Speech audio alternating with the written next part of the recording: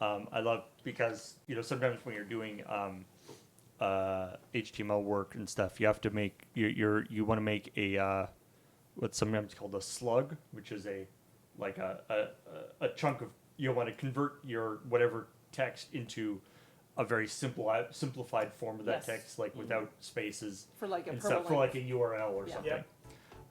And there's various ways to do that, but there's a library that I use sometimes that uses that has a term deburring the text, which is removing all any accents or quotation marks or any like special stuff. I just love that. I love that term, deburring text. Basically converting it down to its equivalent in like regular in not normal ASCII. Yeah, I like that a lot of text formatting is called linting.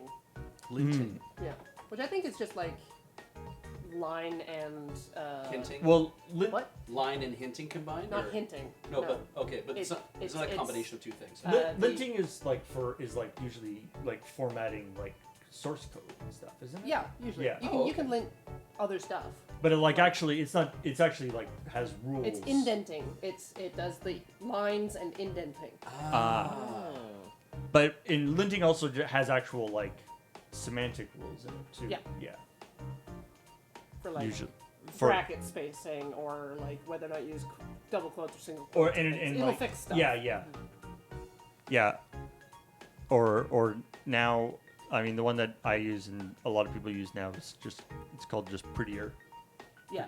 Prettyifying. Or prettifying, yeah. Yeah. Your code. And linting might also be lint rolling. You can do, but what's great because HTML or because programmers are cool this way, prettyifying and uglifying are both very useful code transformation practices. Minifying. Right. Or what is it called? What's the opposite? Of minifying? Yeah. Might just be uglifying. Opposite minify. Expanding? Yeah. I mean, source mapping, I guess, is sort of what it is, but yeah. Obfuscating? Minifying is usually used for obfuscating. Yeah. Okay. Or to make your file smaller. Yeah. Well, often for making files. Oh, so basically removing white space you don't really need to be white space you don't need. It'll change variable names to being like shorter. Like if you're in JavaScript, then stuff is actually interpreted live.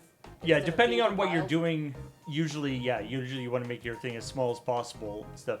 Sometimes, actually, where I have used it, and this is probably an extremely bad practice, but the thing that I actually find useful sometimes is like if there's a chunk of code that is actually a library, but for various reasons I don't want to load it as a library, I will just like minify it and then paste it in. And I was just like, this is like an opaque block of code.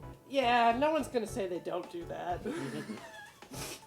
And it's just like this would be a library, but the particular environment I'm in means that loading an external library is awkward. So I'm just going to put it at the top of the code, pretend it's an external library, and use it.